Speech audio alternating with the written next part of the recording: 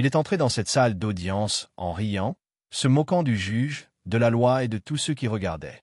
Mais en quelques minutes, ce sourire narquois a disparu quand la vérité qu'il avait enterrée pendant des années s'est effondrée juste devant lui. L'air de la salle d'audience contenait une sorte de calme, lourd que seul le matin pouvait apporter.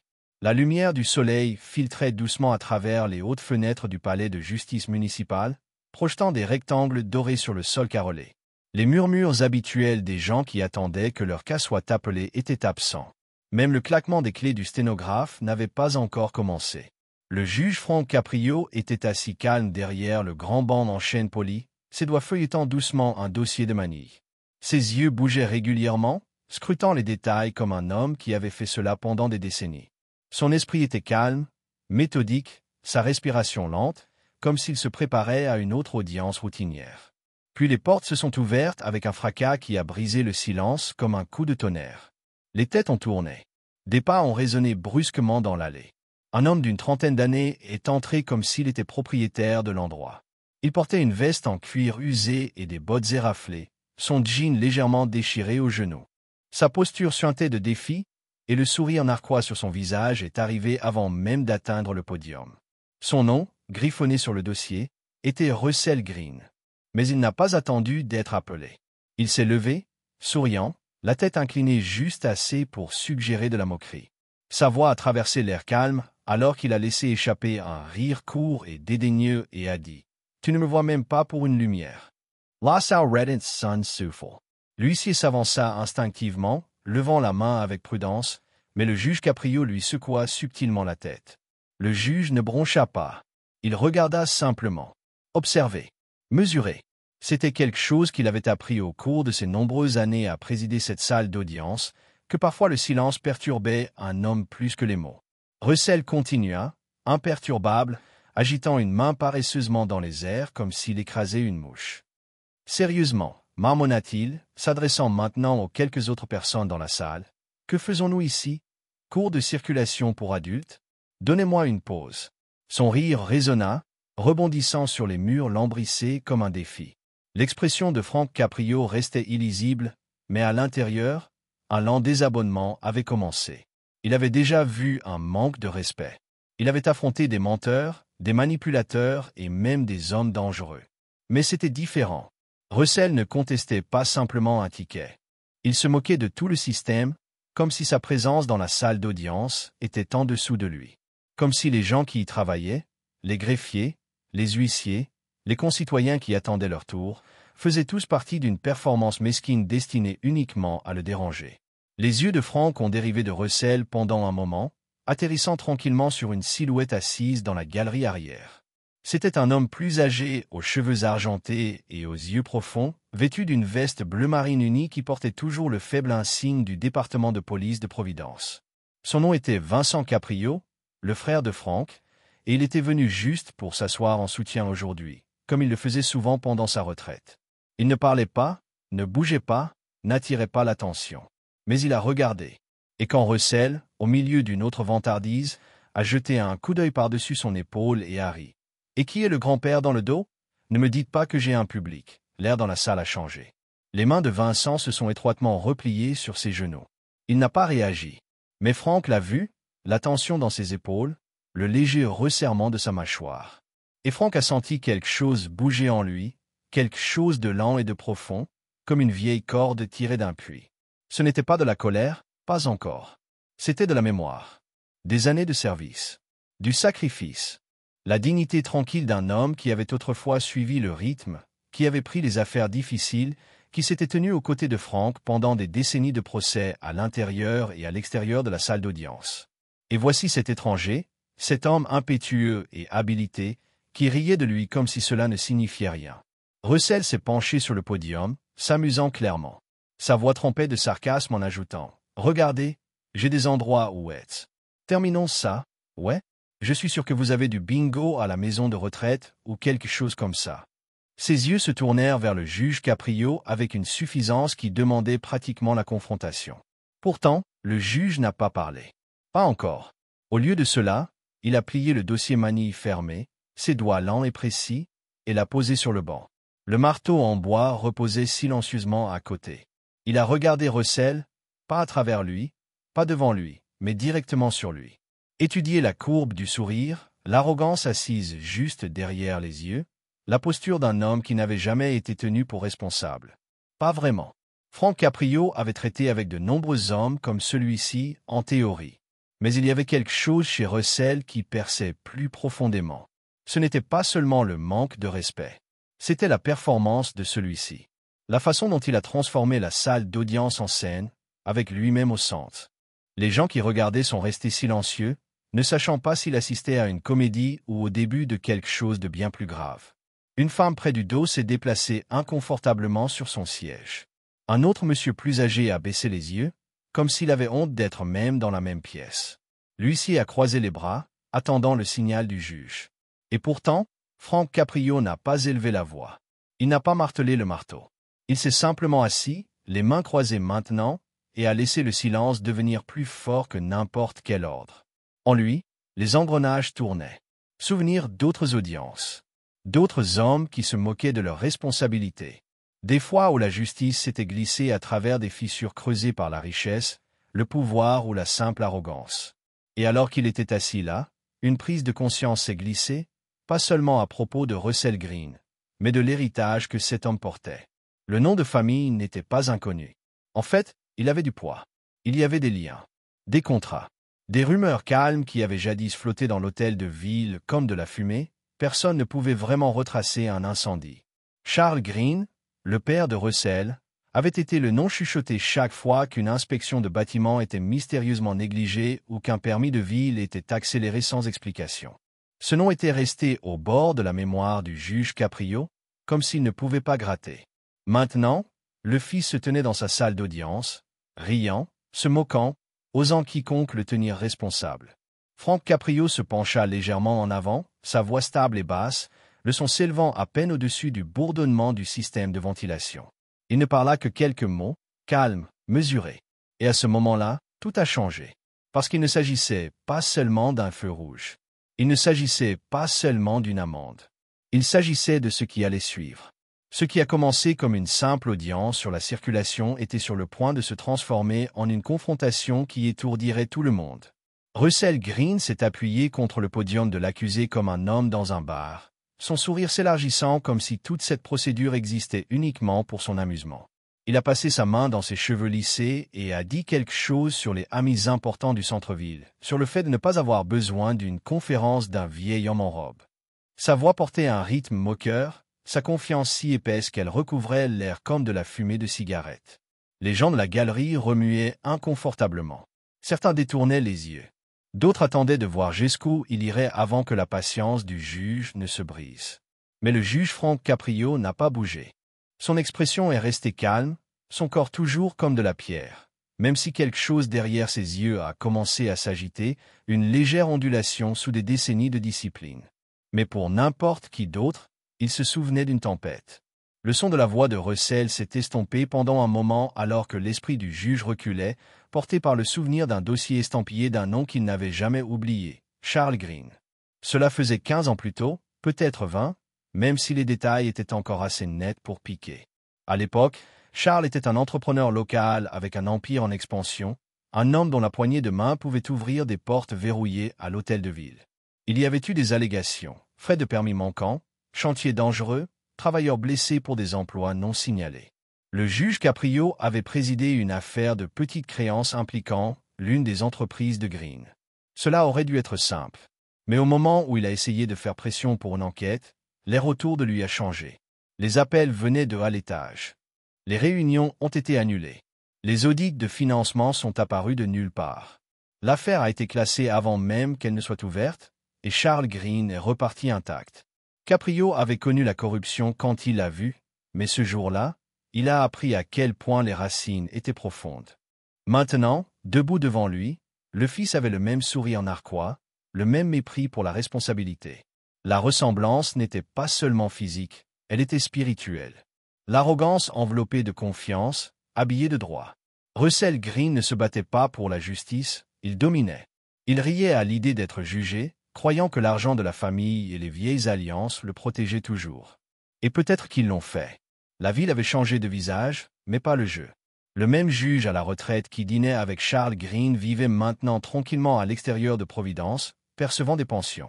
Le maire adjoint qui avait contribué à enterrer l'enquête jouait toujours au golf tous les week-ends avec le même réseau d'hommes qui avaient bâti leur carrière sur le silence.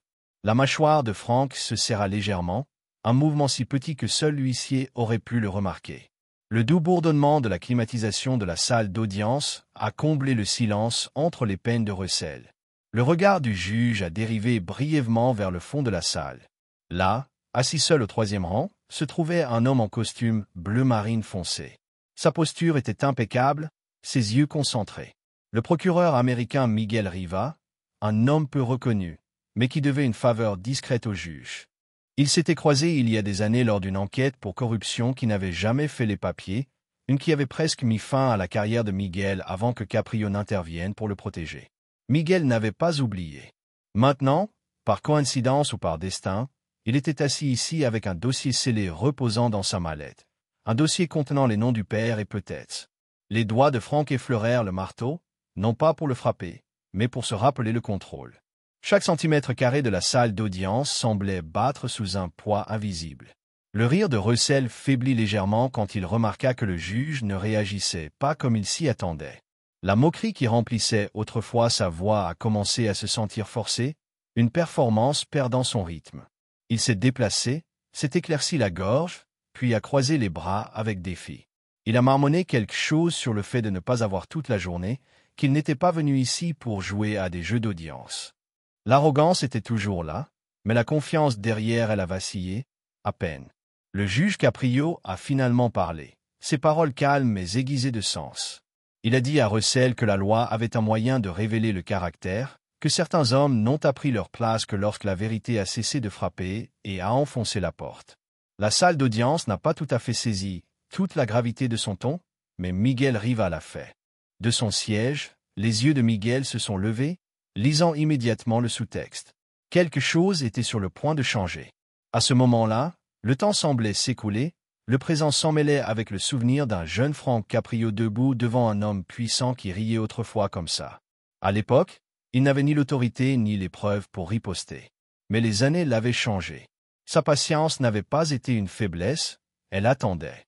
Maintenant, avec un regard vers Miguel et un léger signe de tête, le message tacite est passé entre eux. Russell n'a rien remarqué de tout cela. Il s'est penché en avant, son sourire revenant. Il a dit que la loi ne s'appliquait pas aux gens comme lui, que les amis du centre-ville feraient en sorte que toute amende disparaisse. Il a de nouveau souri, s'attendant à ce que ce soit la fin. Mais l'expression du juge Caprio a changé pour la première fois, ses yeux se rétrécissant juste assez pour attirer l'attention de la salle. Sa voix, quand elle est venue, était calme et portait le poids d'un tonnerre silencieux. Il a dit à Russell que le tribunal appréciait l'honnêteté, en particulier celle qui révélait où un homme pensait qu'il se tenait au-dessus des autres. Puis, avec le moindre sourire, il a ajouté qu'il était peut-être temps de savoir si la loi ne s'appliquait pas vraiment à lui. Les gens dans la galerie ont échangé des regards. L'huissier a redressé sa posture. Même la greffière, qui avait tapé des notes à son bureau, a fait une pause à mi-frappe. Il y avait quelque chose d'électrique dans l'air maintenant, un faible courant d'anticipation que personne ne pouvait nommer mais que tout le monde pouvait ressentir. Ce n'était plus juste une autre affaire de trafic. C'était le début de quelque chose de plus grand, de dangereux, quelque chose qui ressemblait à une justice sortant d'une poussière enfouie depuis longtemps. Russell a ri à nouveau, mais cela est sorti inégal cette fois. Son arrogance a faibli, remplacée par la confusion face au sang-froid du juge. Il ne s'est pas rendu compte que derrière ce regard patient, un plan en cours d'élaboration venait de prendre vie. Frank Caprio s'est légèrement penché en arrière, laissant le poids de ses mots s'installer dans la pièce comme un nuage d'orage à l'horizon. Ce que Russell ne savait pas, c'est que le juge Caprio avait attendu près de 20 ans pour ce moment précis. La salle d'audience s'était de nouveau arrêtée, mais pas le genre d'immobilité qui venait de l'ennui ou de la routine. C'était autre chose, quelque chose d'épais dans l'air, comme si les murs eux-mêmes retenaient leur souffle. Les mains du juge Caprio reposaient légèrement sur le bord du banc alors qu'il se penchait en avant, non pas avec agressivité mais avec un contrôle absolu. Sa voix, quand elle est arrivée, était calme, mais elle coupait la tension comme une lame glissant sous la peau. Il a demandé à Russell Green à quel point il connaissait l'adresse 417 Maple Avenue. Les mots semblaient assez inoffensifs, presque décontractés, mais la façon dont ils ont atterri, calme, délibéré, a fait tourner la température dans la pièce froide. Russell cligna des yeux. Le sourire qui s'était accroché à son visage pendant la majeure partie de la matinée trembla au coin de la rue, comme s'il se battait pour y rester mais perdait de la force. Sa voix était plus calme maintenant, dépouillée de son fanfaron antérieur. Il a dit que c'était l'ancien site de son père. Une propriété de développement. Rien de spécial. Juste un bâtiment qu'il ne possédait plus. Mais le signe de tête du juge Caprio n'était pas désinvolte. C'était une confirmation, un signal que la vraie conversation ne faisait que commencer. Le juge a déclaré que l'adresse était liée à 5 réclamations pour blessures, 2 permis qui n'avaient jamais existé et un inspecteur qui avait disparu au milieu de l'enquête. Les mots tombaient un par un, et à chaque goutte, la posture de Russell s'affaissait d'1 pouce. Personne dans la galerie n'a bougé. L'huissier avait cessé de bouger. Même l'air semblait plus lourd. De l'autre côté de la pièce, Miguel Rivas s'est levé lentement de son siège, a redressé sa veste de costume et s'est approché du banc. Ses pas n'étaient pas pressés mais remplis de buis. Un dossier épais reposait entre ses mains, ses bords usés mais pas encore ouverts. Le juge n'a rien dit, a seulement fait un clin d'œil subtil, et Rivas s'est arrêté juste à gauche du podium, assez près pour que tout le monde puisse le voir. Il a demandé la permission. Le juge la donnait. Et puis le dossier a été placé sur la table des preuves et s'est fissuré comme le couvercle d'une tombe enterrée depuis longtemps. À l'intérieur se trouvaient des noms et des dates, des photographies tachées de temps et des transcriptions imprimées dans une encre noire dense et impitoyable. Rivas a feuilleté les pages avec un mouvement lent et délibéré, permettant à la salle d'audience d'absorber chaque couche au fur et à mesure qu'elle se déroulait. Une photo d'une poutre de support cassée sur le site de Maple Avenue, cassée nette, aucune inspection de sécurité enregistrée. Une copie d'une plainte médicale d'un travailleur dont la jambe avait été écrasée lors d'une démolition à minuit. Une série d'états financiers montrant des paiements irréguliers à un homme identifié plus tard comme un inspecteur de la ville qui avait disparu sans laisser de traces. Puis vint quelque chose de plus récent. Un enregistrement audio. Les haut-parleurs de la salle d'audience bourdonnaient alors que la lecture éraillée commençait. La voix de Russell résonnait dans la pièce. Confiante, non filtrée, riant en arrière-plan. Il parlait à un conseiller local dont le nom avait été flou sur l'enregistrement, discutant de la suppression de certains obstacles. Il a plaisanté en disant que la paperasserie n'était qu'une invitation à apporter vos propres ciseaux. Le rire dans le clip était indéniablement le sien. Dans la pièce, cependant, pas un son n'a suivi. Russell restait figé, le visage vidé de couleur, la bouche légèrement ouverte comme si les mots lui avaient manqué pour la première fois ce matin-là. Le juge n'a pas parlé tout de suite. Il a laissé le silence pendre, épais et impitoyable. Quand il l'a finalement brisé, sa voix était plus douce qu'avant, mais elle portait le poids de tout ce qui avait conduit à ce moment.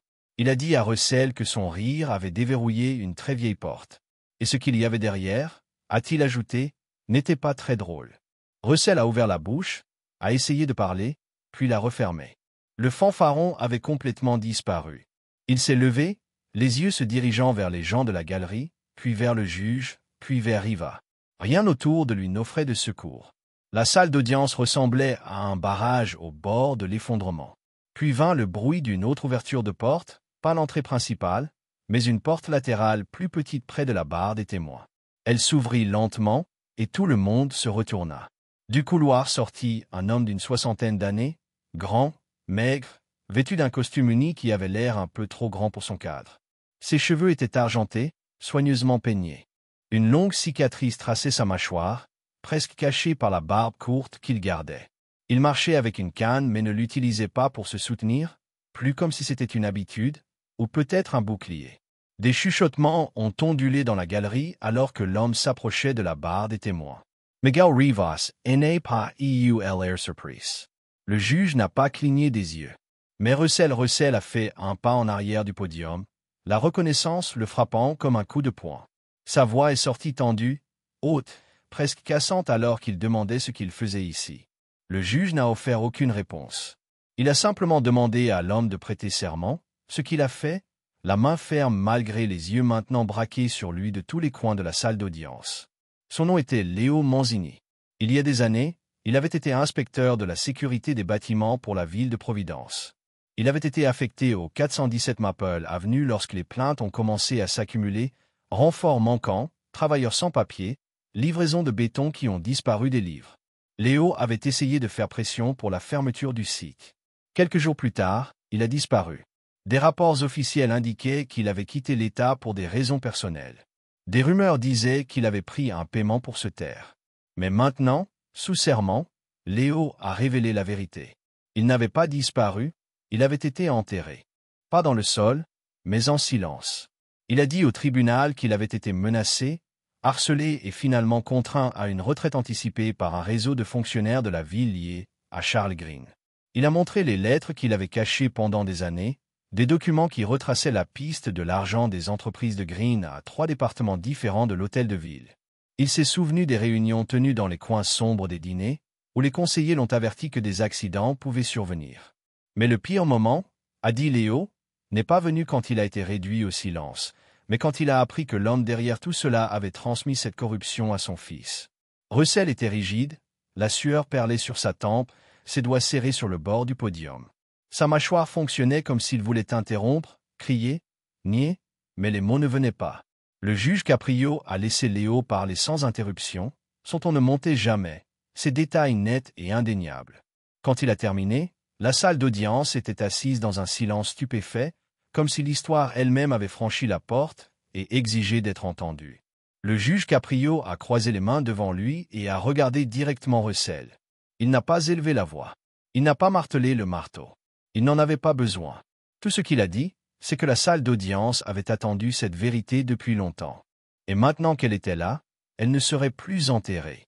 Alors que Russell cherchait une réponse, le témoin suivant est entré dans la salle d'audience, et tout a changé à nouveau. L'homme en uniforme bleu a pris sa place à la barre des témoins avec une autorité discrète. Chaque mouvement qu'il faisait était délibéré, régulier, comme quelqu'un qui avait passé des années à apprendre à bouger sans attirer l'attention. Le tissu de son uniforme, bien que fané et usé avec le temps, portait toujours l'insigne d'un inspecteur de la ville, ses coutures effilochées mais intactes. C'était un uniforme que beaucoup pensaient avoir disparu avec lui. Léo Manzini était un fantôme dans les archives de la ville depuis plus d'une décennie. Pas d'adresse récente, pas d'antécédents professionnels, pas de traces après le 417 Maple Avenue. Mais il n'avait pas disparu. Il regardait depuis l'ombre, caché sous les couches de protection fédérale qui le protégeaient de la machine, même qui tentait de l'écraser. Et maintenant, dans la lumière pleine de Léo, a le silence. Sa voix ne s'est pas élevée ni n'a tremblé. C'était plat mais inébranlable, comme un homme qui ne craignait plus les hommes qu'il fuyait jadis.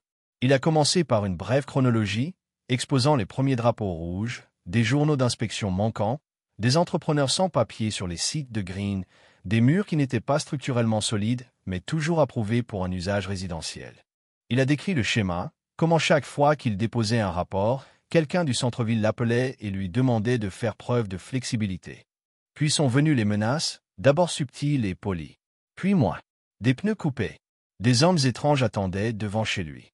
Une enveloppe en manille laissée à sa porte avec des photos de sa fille adolescente rentrant de l'école. Après cela, Léo a fait ses valises et a disparu. Mais non sans tout emporter avec lui, copie, preuve, non. Il les avait données au gouvernement fédéral à une condition. Ils ne seraient utilisés que lorsque la famille Green essaierait de se relever. Ils se sont levés. Tout d'abord, Charles Green avait échappé à la vue du public, mais pas avant de s'assurer que son argent coulait dans les bons coffres de campagne, gardant les portes ouvertes et la bouche fermée. Puis vint Russell, qui a hérité de plus que l'argent de son père. Il portait le droit de s'en sortir avec tout, toujours. Jusqu'à aujourd'hui. Alors que Léo exposait le réseau de pots de vin, de faux permis et manipulait les dossiers d'inspection, la salle d'audience a commencé à changer. Les murmures se sont arrêtés. Les spectateurs se sont penchés en avant. Le greffier a arrêté de taper et a simplement écouté. Même le juge, qui était resté stoïque tout au long, a laissé ses yeux se rétrécir légèrement, comme s'il laissait le poids de chaque vérité s'enfoncer plus profondément dans les murs de la salle d'audience elle-même. Russell ne se tenait plus debout sur le podium. Son corps s'était courbé vers l'intérieur comme un homme s'effondrant lentement sur lui-même. Le bord tranchant de sa bouche, autrefois recroquevillé d'arrogance, tremblait maintenant d'une vulnérabilité étrange et inconnue. Il ouvrit la bouche à quelques reprises, comme pour interrompre ou objecter ou même nier ce qui était dit. mais rien ne sortait. Ses doigts tremblaient contre le bois, les doigts blancs, cherchant quelque chose de solide auquel s'accrocher. Mais il n'y avait plus d'emprise. Son empire de confiance s'était effondré, brique par brique invisible. Le juge Caprio n'a rien dit pendant que Léo terminait. La salle d'audience est restée silencieuse, dans l'attente. Le juge a regardé les pages devant lui, les retournant une dernière fois, même s'il savait déjà ce qu'elles disaient. Il avait lu ces rapports une fois, il y a des années, lorsque les pages étaient à moitié remplies et que les faits étaient incertains. Maintenant, ils sont revenus pleins et clairs, écrits à l'encre qui ne saignait plus. Il a levé les yeux, non pas vers le témoin, mais directement vers Russell. Sa voix était calme, mais indubitable. Il a dit à la salle d'audience que ce banc ne servait pas à la vengeance. Cette vengeance était trop facile, trop forte et de courte durée. Il a dit que ce tribunal ne traitait que de justice. Mais parfois, a-t-il ajouté, la justice ressemblait beaucoup au silence. Et puis il a pris le marteau. Le son qu'il faisait contre le bois n'était pas fort, mais c'était définitif. Il résonnait non seulement dans la pièce, mais dans l'âme de Russell. L'homme jadis souriant se tenait immobile, le sang s'écoulait de son visage, ses lèvres se séparaient dans un souffle qui ne formait jamais de mots. Il était venu en riant. Il est parti sans un son. Dehors, la lumière du soleil s'était déplacée sur les marches en pierre du palais de justice. Les journalistes grouillaient comme des frelons, leurs microphones soulevés, leurs questions rapides. Les portes du palais de justice se sont ouvertes et les gens se sont déversés, tous avec des yeux écarquillés et des voix murmurées. L'histoire a voyagé rapidement, comment le sourire narquois d'un arrogant s'est dissous sous le pouvoir discret d'un juge qui n'a jamais oublié. Ce jour-là, les titres n'ont pas rugi de scandale. Ils ont chuchoté quelque chose de plus rare. Cette vérité, longtemps enterrée, avait fait surface avec dignité. Frank Caprio s'est tenu sur le banc un moment de plus après que tout le monde ait commencé à se lever. Il a regardé Léo, qui a fait un signe de tête lent et reconnaissant avant d'être escorté par des agents fédéraux. Miguel Riva a récupéré son dossier et est passé devant le banc, s'arrêtant seulement pour dire que cela avait été un honneur. Le juge a hoché la tête une fois, puis a rassemblé ses papiers avec les soins d'un homme qui connaissait la valeur de la patience. Dehors, le bruit a gonflé. Mais à l'intérieur de cette salle d'audience, un calme a persisté, une sorte de paix gagnée seulement quand quelque chose de brisé depuis longtemps a finalement été réparé.